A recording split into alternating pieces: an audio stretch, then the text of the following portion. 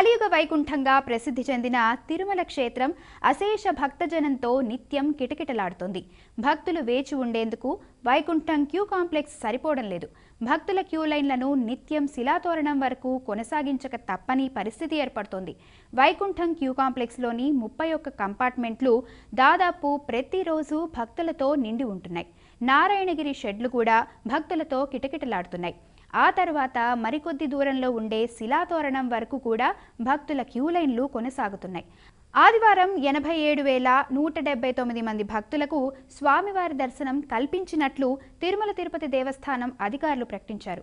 భక్తులు హుండీల్లో సమర్పించిన కానుకల రూపంలో టీటీడీకి 4,59,00,000 రూపాయల ఆదాయం లభించింది.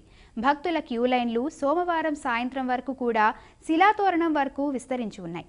వైకుంఠం క్యూ కాంప్లెక్స్లో టోకెన్లు లేని భక్తులకు స్వామివారి సర్వదర్శనానికి దాదాపు 20 నుంచి 24 గంటల సమయం పడుతుందని టీటీడీ అధికారులు ప్రకటించారు. ఆ తర్వాత శిలాతోరణం వరకు క్యూ లైన్లలో ఉన్న వారికి మరింత సమయం పడుతుందని తెలిపారు.